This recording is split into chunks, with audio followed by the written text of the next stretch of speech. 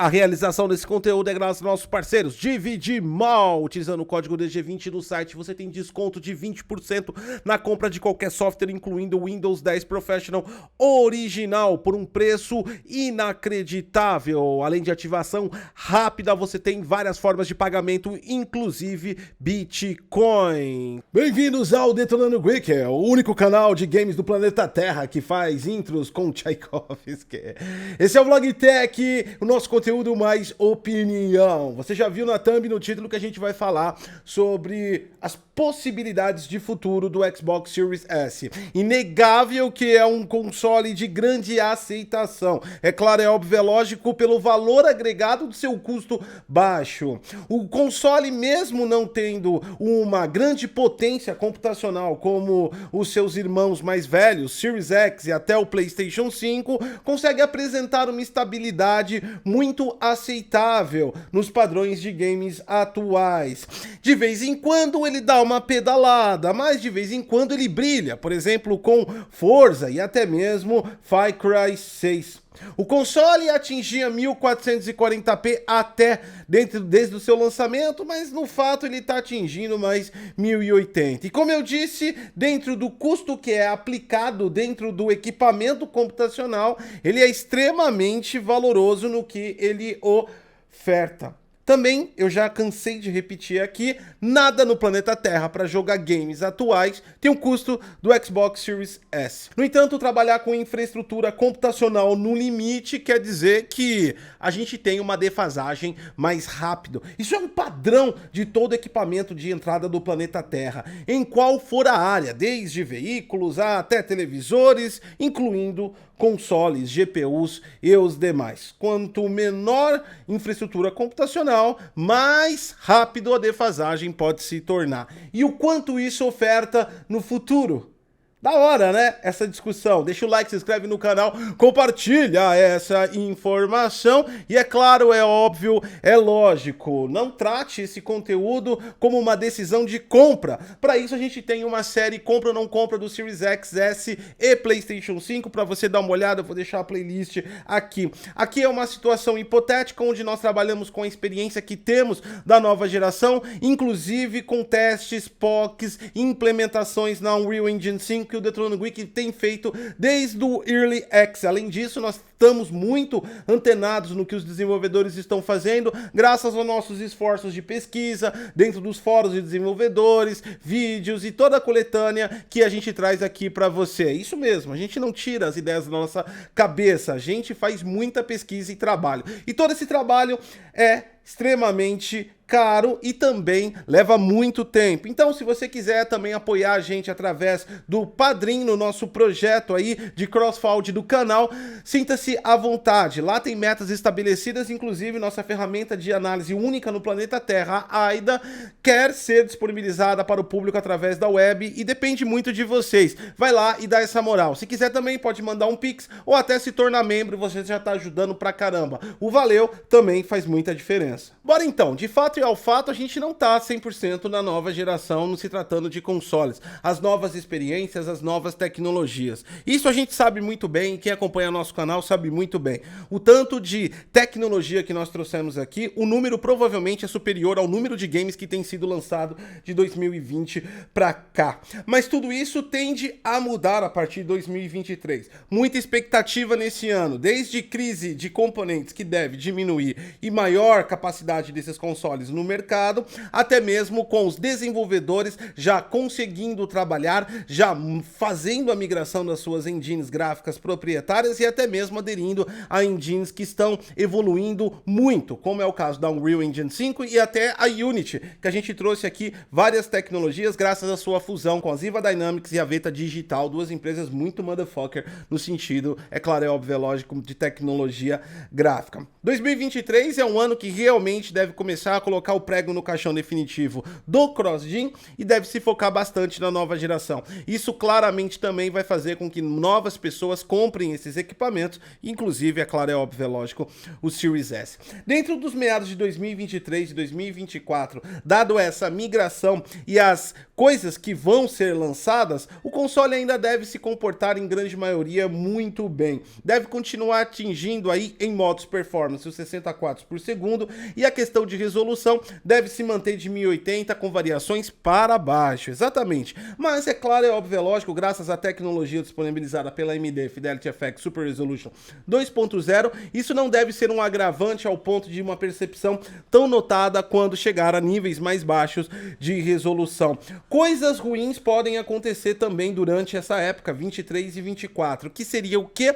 Basicamente, é óbvio, é claro, é lógico, desenvolvedores com tecnologias novas também costumam fazer porcariadas. A galera tá aprendendo, implementando e muita coisa pode surgir meio Frankenstein, mal otimizada. Os jogos mal otimizados e com problemas mais técnicos devem sofrer uma instabilidade maior no Xbox Series S dentro desses meados de 2023, 2024. É claro, é óbvio, é lógico que jogos baseados em físicas como jogos de esportes, jogos competitivos e até mesmo jogos de corrida como Forza devem continuar a brilhar no console muito bem. Jogos baseados em físicas utilizam basicamente mais o processador do ponto de sua mecânica. Isso faz com que eles não sejam tão pesados graficamente, apesar de belos, e que use muito mais a função onde o console é forte. Exatamente, o processador do Series S não é tão distante assim do Xbox Series X e nem do PlayStation 5. Portanto, ele deve continuar brilhando muito bem.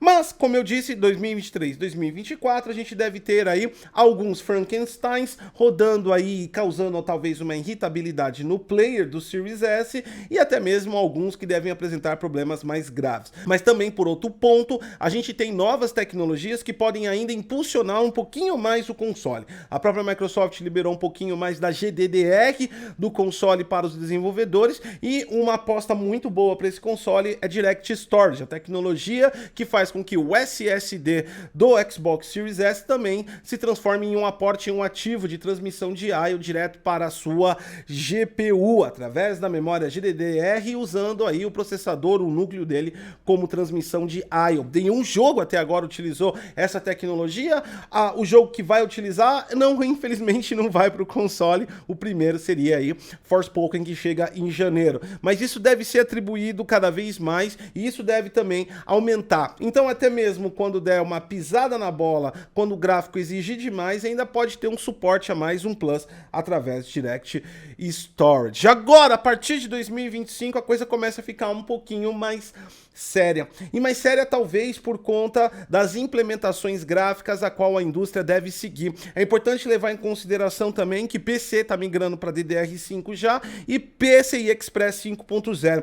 PC em 2025 deve atingir maiores números de transmissão de I/O, por exemplo, do que até o próprio PlayStation 5 com as suas 12 vias PCI Express para alcançar aí a largura de banda de até 9 GB por segundo. Isso vai fazer com que os desenvolvedores tenham mais I/O para trabalhar no PC e consiga trazer mais explorações. É claro, é óbvio, é lógico, muitos mais CPUs e GPUs devem nascer durante esse período, indo muito mais além e muito mais potente. Isso deve empurrar um pouco a indústria gráfica e fazer com que os desenvolvedores façam grandiosidades maiores graficamente. Por outro lado, isso não afetaria tanto nem o PlayStation 5 nem o Series X. Por quê? Porque esses consoles eles têm bastante memória de DDR6 e é possível trabalhar com as tecnologias modernas como Sample Feedback Stream e até mesmo SSD para contornar algumas situações hipoteticamente mais difíceis na transmissão aí de texturas e polígonos de alta intensidade dentro da jogabilidade. No entanto, no Series S, quando tiver esse aumento natural da potência gráfica da indústria, ele acaba podendo diminuir bastante o seu parâmetro de 60 quadros por segundo. E aí o console pode atingir, em meados de 2025 e para frente, uma apresentação maior a 30 quadros por segundo. Resolução também pode continuar sendo um grande problema que deve ser impactado, mas não só isso. O que deve agravar talvez um pouco a partir dessa série de possibilidades de aumento de condução gráfica na indústria é basicamente a diminuição de presets. Hoje o console ele atua muito bem nisso, apesar de menor resolução e apesar de engasgo rasgos em alguns jogos, os presets geralmente estão coniventes e estão extremamente aceitáveis em relação aos consoles mais parrudos. No entanto, isso deve mudar mais pra frente de acordo com a amplitude gráfica que deve ser colocada e disponibilizada. Os 30 FPS também se tornam uma visão maior para o console num futuro para 2025, 2026 e em diante, mesmo porque os desenvolvedores também têm uma ambição de melhores expressões faciais, melhores movimentações. Nós já trouxemos tecnologias, inclusive aqui, que os caras estão fazendo animações baseadas em biomecânica, ou seja, o pulmão, o Hellblade é um jogo que usa isso e várias coisas, e além disso a expressão motion capture mais natural. Isso quer dizer que é mais quadros e mais animações, mais detalhes, e isso pode diminuir um pouco a capacidade. Voltando ao preset, como eu disse também, isso deve ser diminuído. Uma tecnologia que deve realmente causar um pouco de problema no console pelos nossos testes e a percepção que nós temos, desde que, é claro, ela não evolua ao ponto de diminuir o custo que ela está tendo de GDDR, é Nanite da Unreal Engine 5. Apesar de uma grande tecnologia, apesar de ter uma fidelidade gráfica enorme, a clusterização de milhões de triângulos que faz com que você consiga colocar malhas 3D extremamente realistas no jogo, isso deve causar um pouco de problema no Xbox Series S devido que ela utiliza e custa muita GDDR. A gente já fez vários testes aqui na Unreal Engine 5 e viu que ela custa muito em GDDR. Até a minha RTX 280 com 8 GB, dependendo da quantidade de Nanite que a gente ativa, ela pode chegar muito próximo ou até ultrapassar o limite de memória da GPU. Isso é muito importante para entender que talvez os jogos tenham que ter um pipeline distinto, determinada seja a ambição do desenvolvedor dentro da qualidade ou a estratégia que ele lide com o desenvolvimento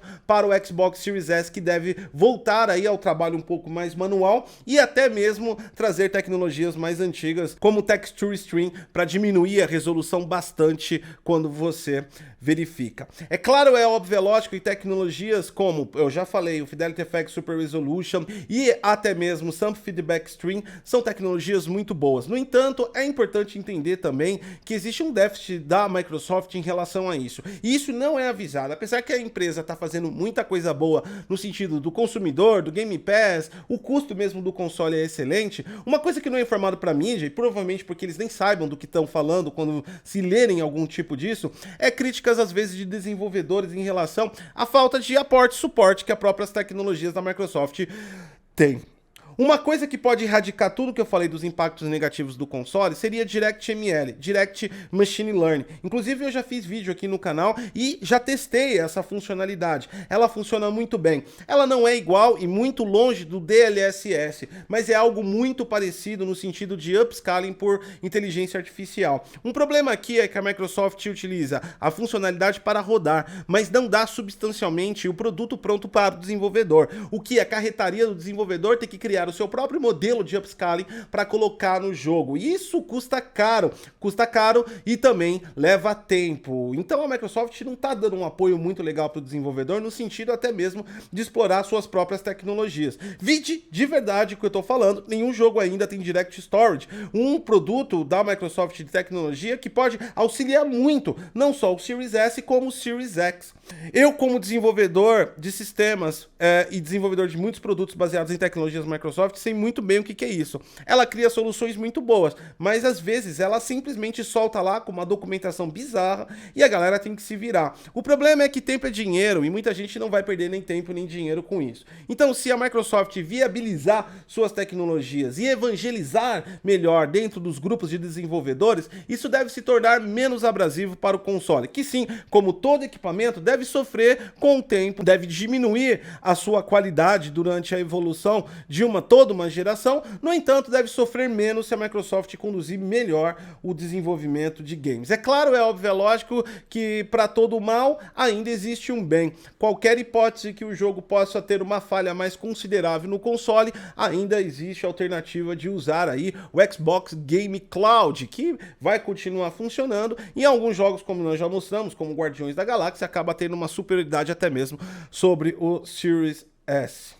É importante falar aqui que, como todos os equipamentos novamente, o Series S vai sofrer. Como é um equipamento de entrada, deve sofrer um pouco mais. Essas são as apostas que devem acontecer para esse console, que no final aí da sua geração deve estar se comportando como o Xbox One S, que tem um déficit bem grande em relação ao One X. E a distância tende a aumentar. Mas como eu disse, tem soluções de software, tem soluções aí no meio do caminho que a Microsoft pode auxiliar. Mas o fato dela querer e fazer já é outros 500. Os desenvolvedores também vão ter que trabalhar mais, porque equipamento no limite é equipamento que exige mais trabalho, mais expertise, mais conhecimento técnico. Quem conseguir aplicar tudo isso vai ter menos impacto com o console. Mas a indústria de games é uma grande, enorme variável de sis, porquês e talvez. Então não espere isso de todos eles. E você? Qual a aposta para o console no futuro? Deixa o like, se inscreve no canal, compartilha essa informação. Eu sou o Gotkos e até a próxima.